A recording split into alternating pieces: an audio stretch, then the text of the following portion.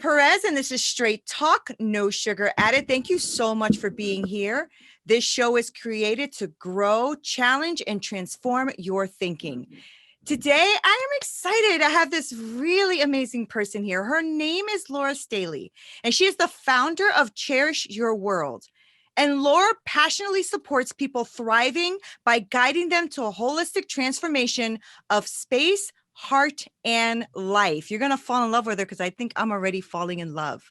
And Laura knows that there's a relationship between the conditions of our homes and workplace and the quality of our lives. And she wants to help us live in the deepest values and aspirations, and finally to shed some limiting beliefs. So Laura, thank you so much for being here on Straight Talk. I really appreciate your time. How are you? I'm very well, thank you. Thank you so much for inviting me as a guest on your show. It's truly an honor and a joy to be here with you. Oh, and I'm doing really well. I'm flourishing. I want some of that. A quieter mind has helped immensely, but yeah, it took a long time to get here.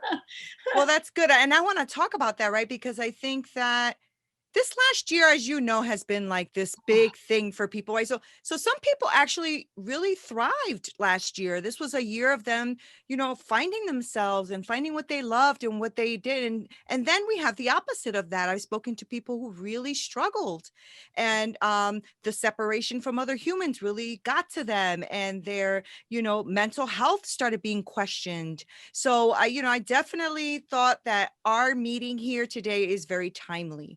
And so I wanted to first start off with just letting my audience know a little bit more about you. I gave a little synopsis, but a little bit more about you. And then we're going to get into talking about what it is you do and how you help people, kind of break those limiting beliefs and how they can, align their lives so they have some more peace. If that's all right with you, that's where we're going. That's beautiful. It works for me. Beautiful. Great. Laura, tell us a little bit about yourself.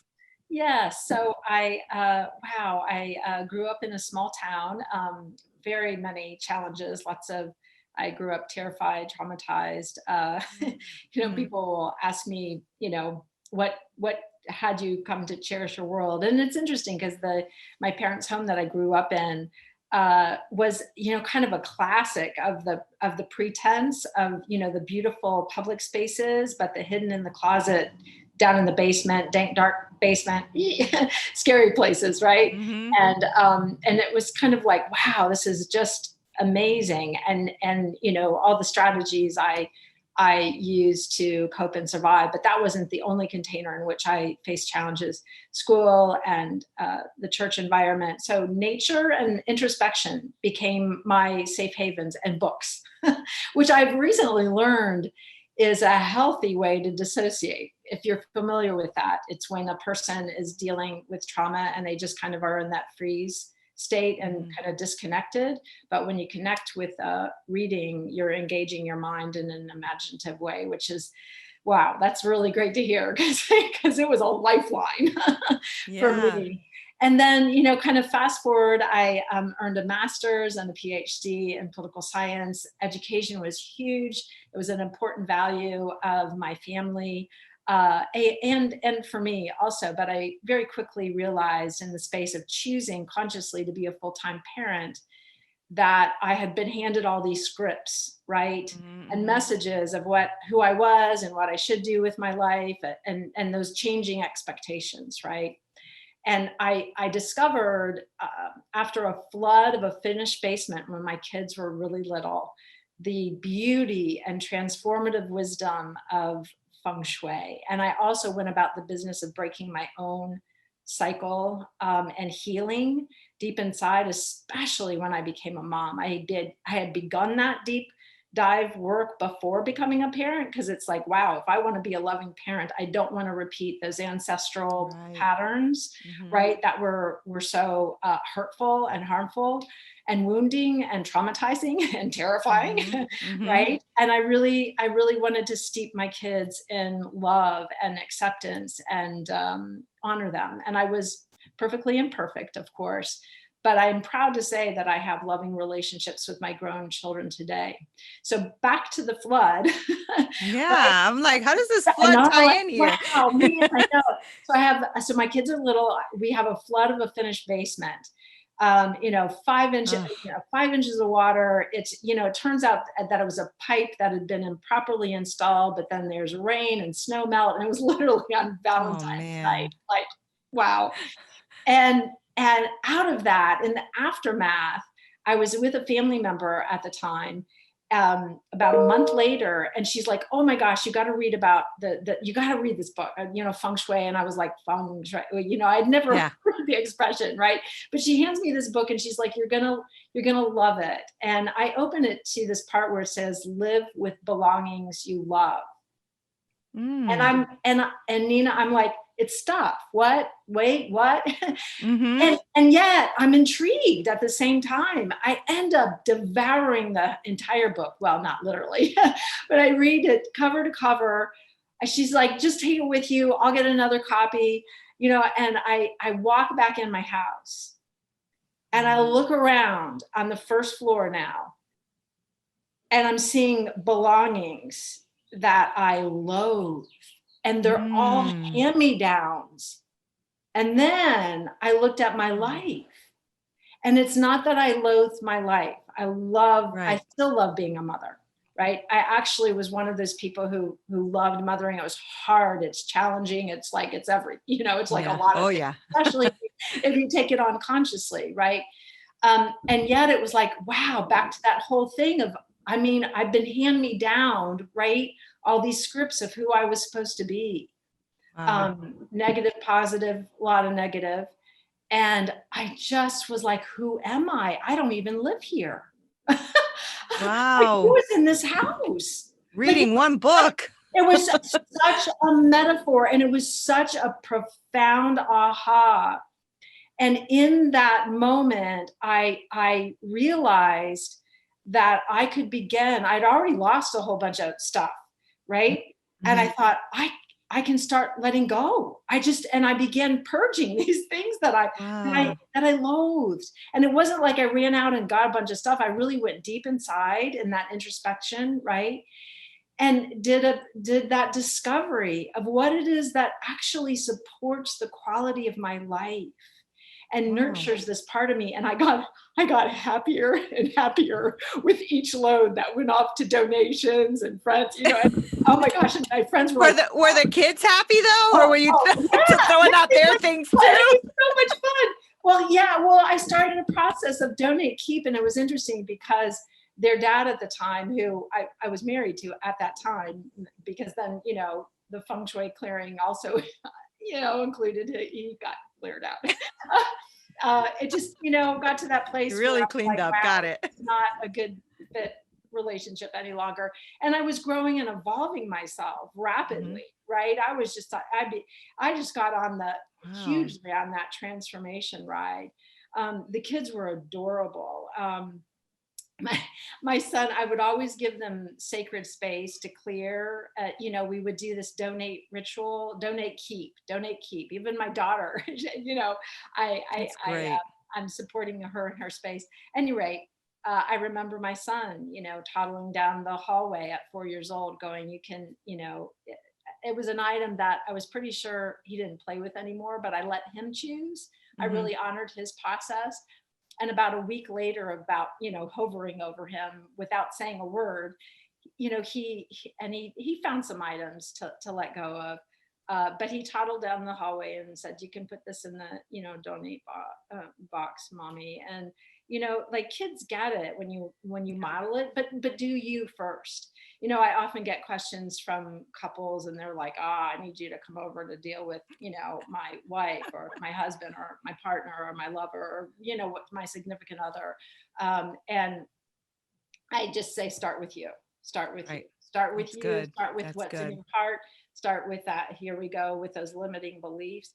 Because Mhm. one of the Mhm. biggest ones in space, when there's an accumulation of things that we don't need, usually the limiting belief, Neena, is, I am not enough. Oh, And it's so good. people Wow. are out there Mhm. accumulating to So true. overcompensate for this limiting belief, which is not true, right? Right. Of Right. I am not enough.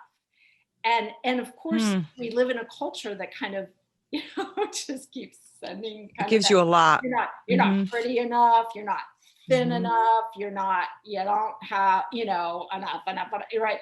And it's like, at what point are we just whole? But Yeah. or thinking that we're actually whole human beings. So that's That's wow, really that's a good. rich, kind of backstory there. But I will do this for a lifetime. It is a passion of It's mine, and amazing. I know the transformational experience people have when they take it on in a very conscious way, of not just, you know, you know, going through, but really holding on to things and saying, man, this could be bittersweet. Maybe Mm-hmm. Mm-hmm. somebody just passed away. I mean, there's been a lot of loss, right? And you've inherited belongings from loved ones, and it's bittersweet. It's not just joy, no joy. It's like, I love, I feel sad, I feel a little Mm-hmm. resentful, like it's this whole mixture of emotions that are Right. imbued in the story of that object.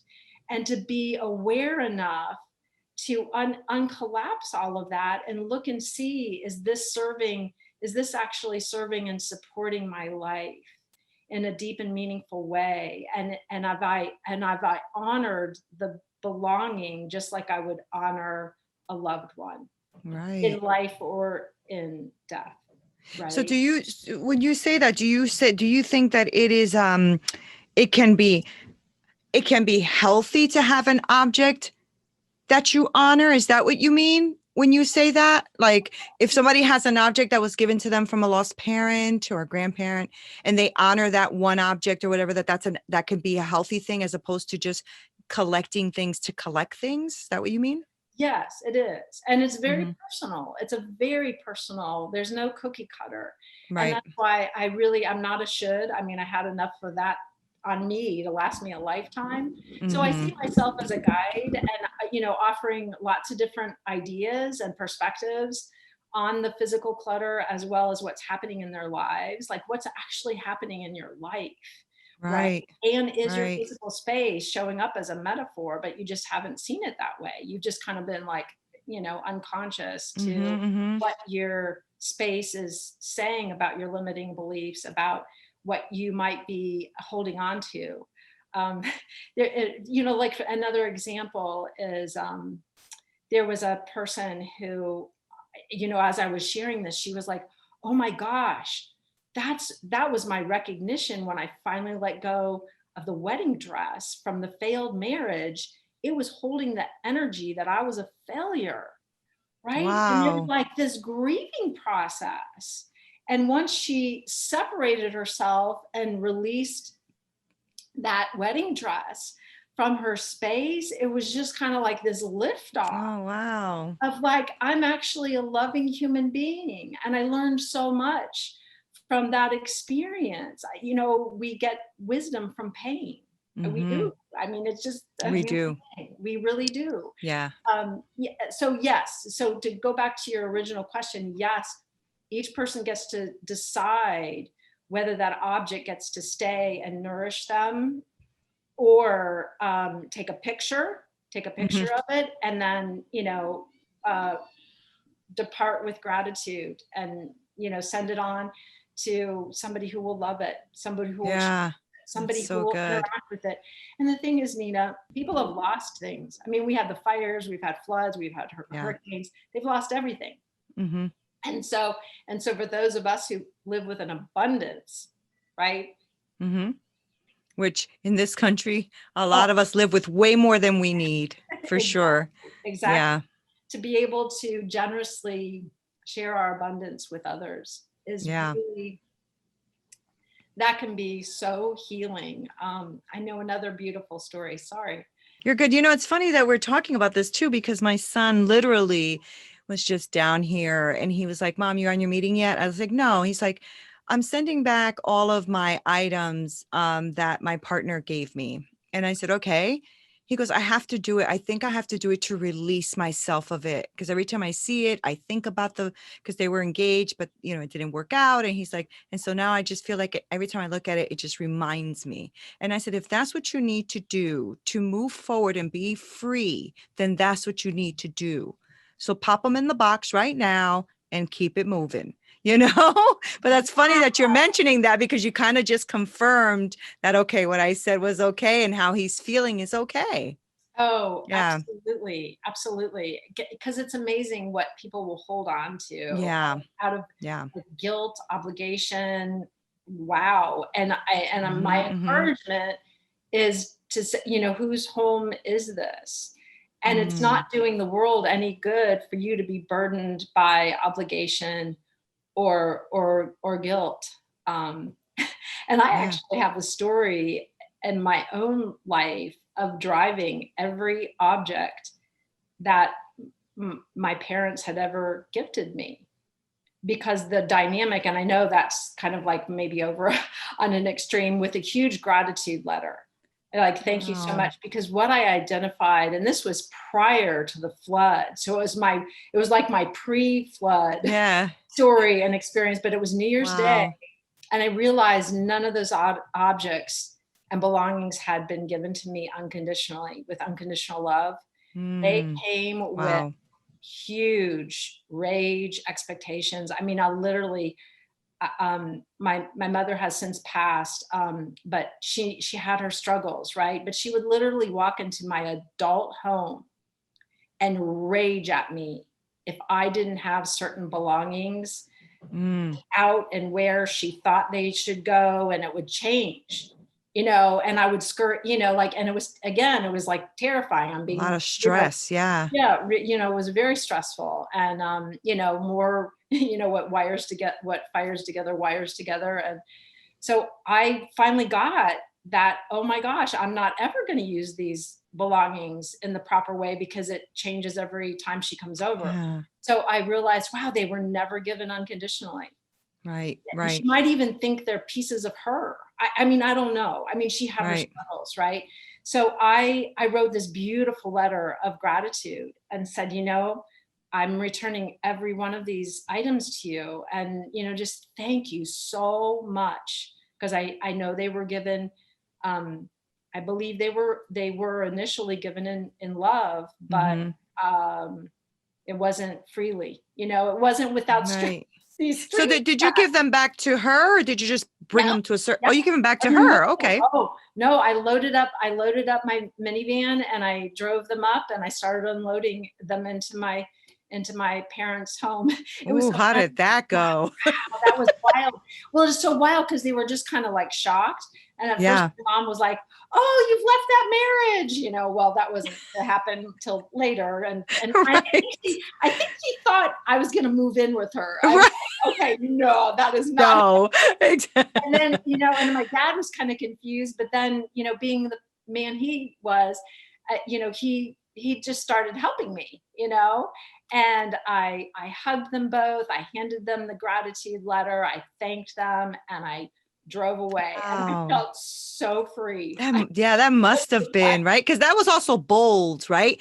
It showed you also that you have a strength within you that you probably didn't even know you had. Because if she was coming to your home and doing that, and you were getting nervous and stressed doing that, then you had some level of respect, and even maybe even a little fear as to how she would react. So that was very bold of you. It sounds to me like that book came to you at the moment you needed it in your life, right?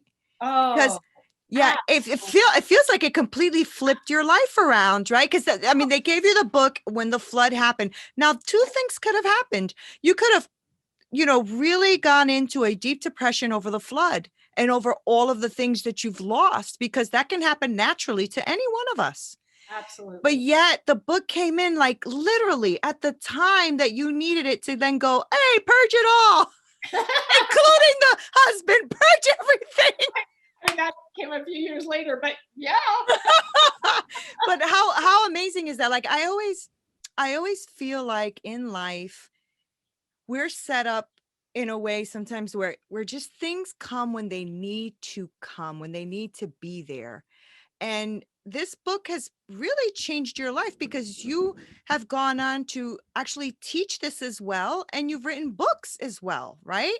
Yeah. Just from I mean, that just blows my mind on how you really this really spoke to you in a very deep way. So, Do your children still to this day practice Feng Shui or? yeah, well, yes, they definitely do the donate keep. My husband, my husband, my son has a girlfriend, and he's let me know that she's all over it. He's like, Mom, it's great. She's always moving my stuff, and I you're gonna love her. That's He's great. like, he's really okay with it because he knows that well, here's the other thing. He knows that experiences matter, and connecting with human beings Mm-hmm. really matters, high quality and being of service to others and in Wow, that's contribution. great. That's And if you're great. not focused on shopping and accumulating and then dusting and caring for, or shoving all that stuff in a closet or a stuffed drawer that you never open, or the junk room, right, that you never use, or your energy gets freed up for so many other things, and usually experiences. And that makes me think of, I have so many stories, but there was I another love it. participant at a workshop, and it was focused on decluttering, and she came up to me and she said, you know what, it took me a year to go clear my deceased father's home, and that is a year of my life that I won't get back, all that time. And Mm-hmm, so mm-hmm. this past Christmas, this was just her choice. This is not like I'm now the rule or something, but it was her realization in her own heart that Christmas she gave tickets to the symphony, to the ice skating event, to what she started to identify what family members really loved to experience. There were Oh. no gifts under the tree that year because she got it, like, from the standpoint of, all of these people in my life have plenty of belongings, Mm-hmm, but mm-hmm. what I can give them is the gift of experiences. Oh, wow. That's because I powerful. because I don't want anybody, when I pass, that she didn't want her kids, it was like her wake up call to break Mm-hmm. that cycle and not have her kids burdened by a year of their lives dedicated to sorting through her belongings. Yeah. I never associated having so many belongings with self-worth. I that's really powerful, right? Because I know when I go through moments in my life where I'm feeling like insecure, or I don't feel like I'm moving forward fast enough, or I'm not doing, I do that as well. I'll shop more than I normally do. I'll have more things around me than I normally do. And then I realize that when I get, okay, Neena, let's get this together. What are we doing? And I start clearing up because I'm like, okay, you take that, you give this, you take that. And when I do that, I feel much better. I do. I feel better mentally. I feel better around me. I feel stronger. And I just never kind of associated the two. I just figured, oh, depression, shopping, but not realizing that that was, that says a lot. And I have family members that still struggle very, very much. Now I know it's a lot attached to like that self-worth thing where their houses are almost like pack rats, right? They're completely, cluttered, and they can't see the light at the end of the tunnel. Right. And sometimes, so how do you help someone, Laura, go from let's say somebody who, I mean, you must love those hoarding shows. I don't know if you watch them or if they drive you nuts so I you don't watch them. can't watch them. I'll be honest.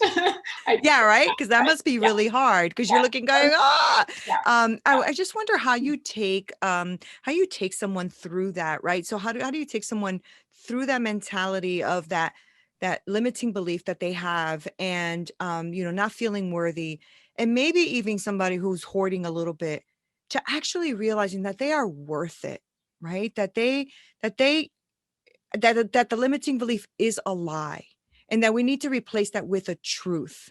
Do you have a process or something that you do with people to get them through that? yeah. That's a great question. Well, first of all, I love asking people, what's different a year from now? What would your life Mm, look like free of clutter? And what are you passionate about? What do you yeah. actually love? Separate from the belongings. What are the experiences that you really love?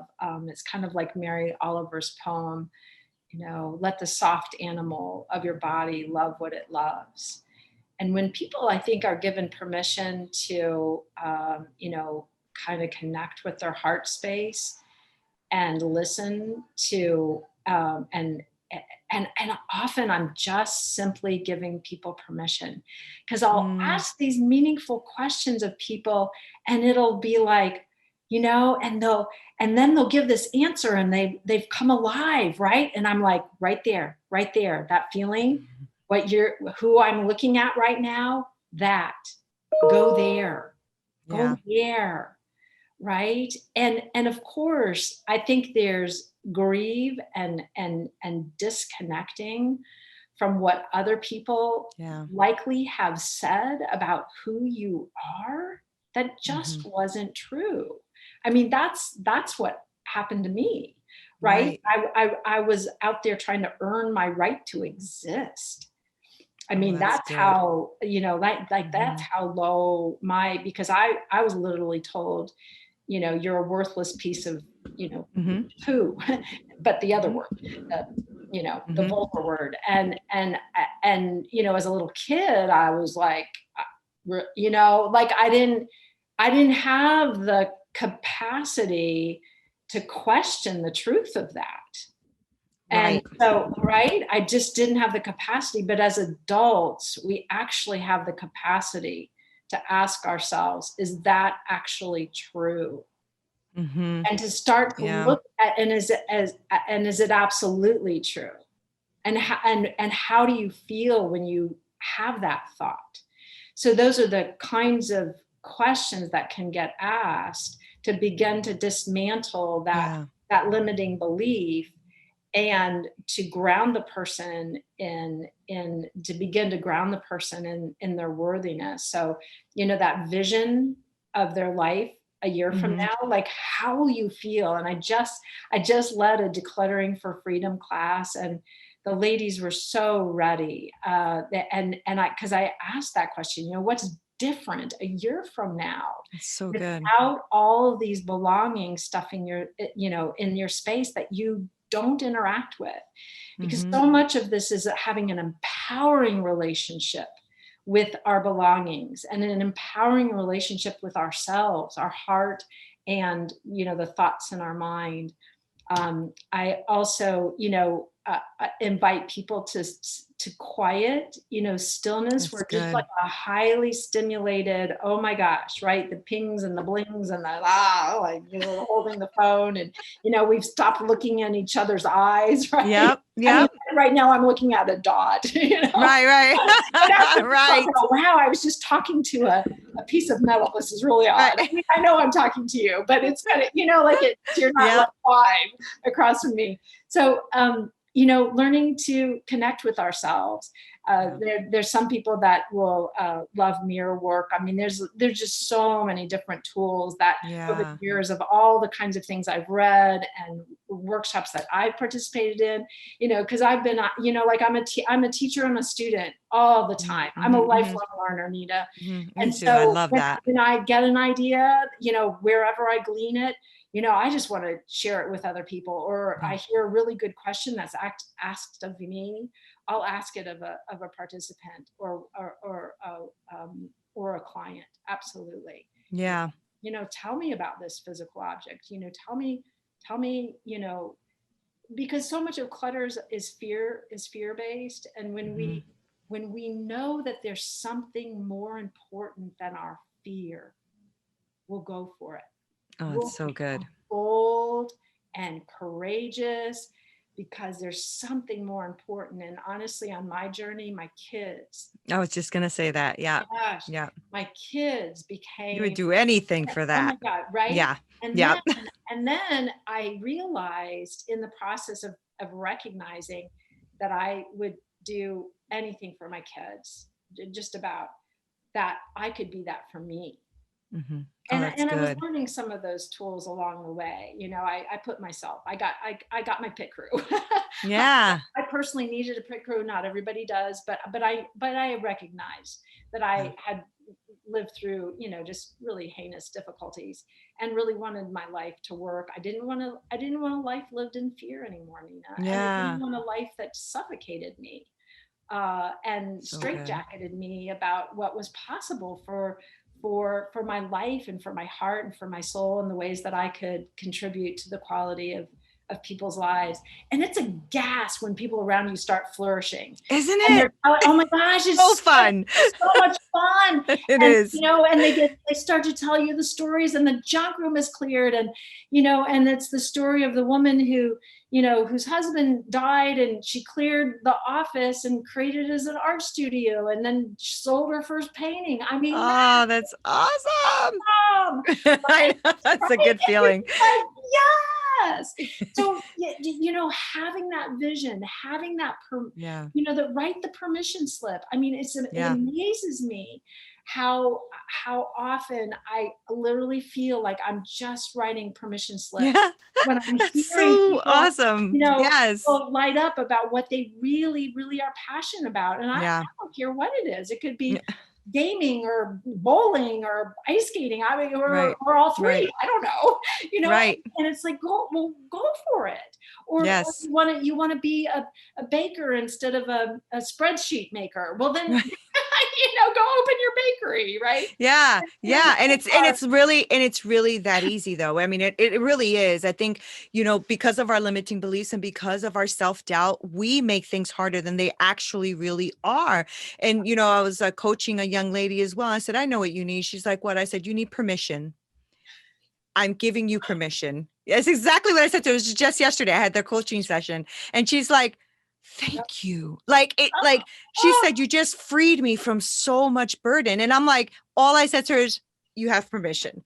You know, it's like, and I think it's because we're afraid. We're afraid to say that to ourselves because does that mean that I just made myself lazy, or I'm not going to do it, or I'm not going to produce? Yeah, you know. oh, And I oh, think it's, you know, also our upbringing, right? A lot of us yeah, my parents were, you know, kind of hard and stuff like that. So you always have to kind of ask permission, right? right, So, you right. know, and so as you grow up, you realize you're asking permission now from your teachers, you're asking permission from your spouse, you're asking permission from your boss, you know? So, Right? so sometimes when you're coaching people, you're literally just saying to them, I got your back and I'm giving you permission. And I promise you that you're not going to get in trouble, you know? Right, right. And she was, because she was handling, like literally juggling like 50 things and she was getting so overwhelmed she couldn't think anymore. I said, okay, you see this and this part, we're going to give you permission to put that to the side for 6 weeks. And she's like, oh, okay, like, you know. And Yeah. it's all it is about clarity is what you're talking about, Laura. It's literally about clarity. And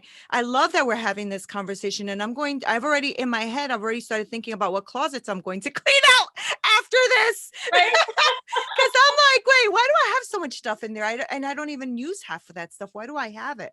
Right. right, So I right. did want to mention that you are an author also. So I would love you, if you can, to touch a little bit on your books if you're okay with that. Can we do that really quick? I would be honored to. Sure. Okay, great. I wrote Let Go Courageously and Live with Love, Transform Your Life with Feng Shui. That was the first book that came out.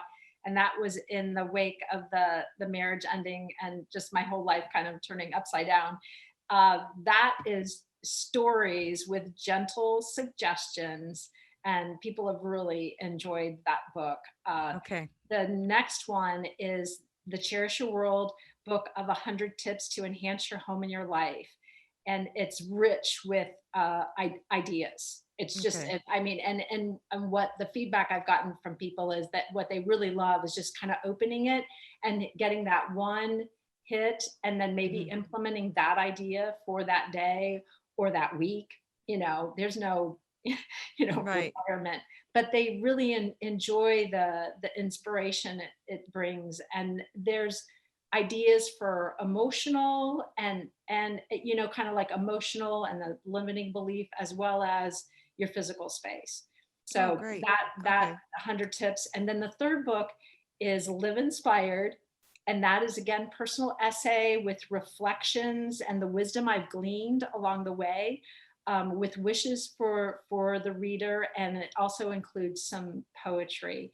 And I'm really excited that that got the endorsement of two individuals that I respect greatly, including Dr. Bernie Siegel, who is a best-selling author, and MD, and he had really kind things to say about that book. And that just came out last year during the pandemic, April 27th of 2020. Oh, I'm sure it came out at a great time. Self-discovery. It's focused on self-discovery. That's great. And that really is. Wellness. Yep. And that's the Live Inspired, right? Correct. Yeah. And there's definitely stories about letting go in that book. In fact, I think it's in that book that I tell the story of driving my belongings to my parents.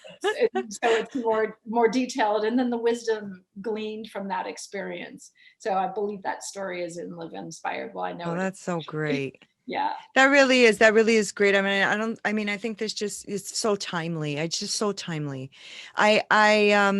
I guess one of the things that I heard you say before, and I wanted to touch on it really quick, was you said when I was having my group session, the women were ready, right? Mm-hmm. Do you feel like it's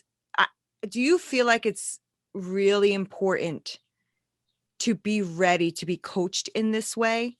Or, like, I'm just wondering, like, I guess what I'm trying to say is I'm wondering, like, I'm thinking about a few people in my head, that's why I guess I'm getting that's why I'm getting stuck a little bit. But I'm wondering, like, if you just tell somebody, hey, listen, I know someone and she does Feng Shui and she knows how to kind of like get you unstuck and stuff like that. But some people take advice and some people like are still stuck. Do you feel like people need to want a coach or want to be ready in order to move forward? I think there is an element of that for it to be a good fit situation, rather than right, the hesitation, right, or fear, or but often I find that, like, it's interesting. I worked with a client who admitted to me that it took her 5 years to actually finally implement the ideas that I had given her. I believe that. And here's what I backed away. I didn't ever come back and check in. I wasn't going to be, the yeah, of course. I'm not at all. I just offered this whole list of ideas, and she was very inspired in the moment. But it took her 5 years. And here's the thing: when the student is ready, she came across all the notes she had taken. It had to percolate for those 5 years. And she had these life experiences. Here we go, right? That just opened her to wow, including this connection that she made because she was driving to her mother's space and working to help her mother clear. And was like, whoa, my mom's space is But then, she drove back in her own house. So she might have had some, didn't put voice to it and was supportive and loving towards her mother, but it was kind of like, whoa. And inside kind of maybe judging it a little bit, right? And then driving back in her own space and going, uh-oh. Right.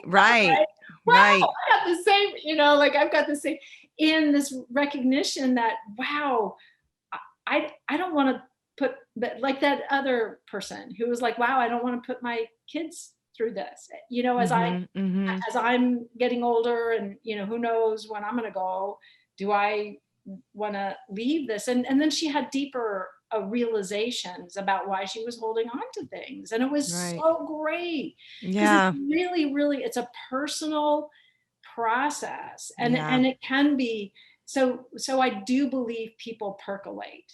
And I had a participant who percolated. She was so honest from the get-go. She goes, I love to learn. And my life is so full right now that I don't believe I have time to take on the decluttering in my space. And I said, great. glean all the wisdom, take whatever resonates and Mhm. percolate away, like Right, right. a good cup of coffee, right? And Yeah. sure enough, by then the third session just organically and likely inspired. I mean, I haven't asked her, but likely inspired by the joy of Mhm. the other women and everything that was going on and shifting in their space and in the quality of their lives, that she after at the third session she was like, you know what, I just kind of naturally, walked into this space and noticed it was and I just started clearing it up, and it didn't That's take me as long as great. I thought it would. Yeah, I think that's what it Right? is, right? It's the fear. It's fear Yeah, of the commitment, fear of the right. change, all of that. I mean, and Right. we foolishly make things bigger than they are, honestly. I mean, Oh we yeah. really, Yeah. really do. Oh You my know, God. because That's right. we always find time to do what we really want to do, you know? Oh, so true. And my favorite story along those lines is the wife whose husband, just like refused to clear the garage, right? But this hailstorm was coming.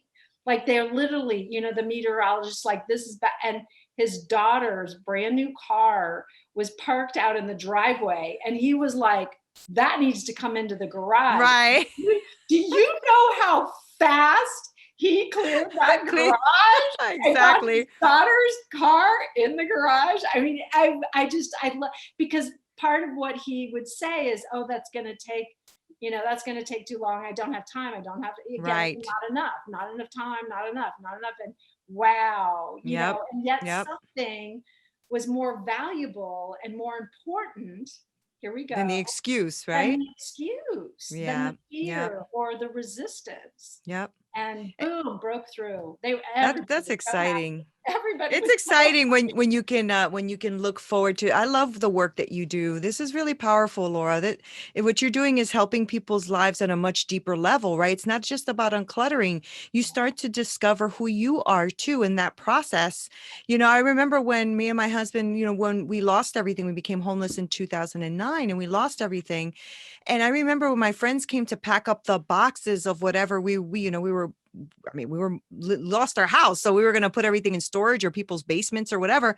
And right. I just remember my friend going, "Do you want to pack this? Nope, take it. Nope, take that. Nope, keep it. Nope, throw it." And she's like, "Don't do that. You're going to want stuff when you move into your new apartment." I said, "That's not happening anytime soon. I don't need a platter right now. I'm good." Because I was exhausted. I was done. I was tired. I was hurt. But I realized also after that, like once you heal and you bounce back and you do everything, I don't even need this crap. You know what I'm saying? Like I don't even need this. What am I doing with all this stuff? Yeah. And it's Uh, a matter of time you can start to like start over again. So you really got to be careful with that also, right? To letting go and then realizing that you're cluttering yourself all over again. yeah. Like I'm a Yeah. big book person. I love books. So I always have to be careful because I want to buy books everywhere I go. And it's like, I don't even read half the books, Laura. What am I doing? But I love books.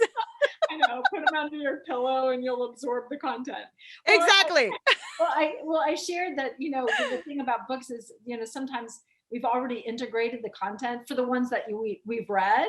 And Right. so if we've integrated the content, then set them free. Right. And then Right. the ones that you haven't read, again, the permission slip, it's okay, like you don't have to be ashamed.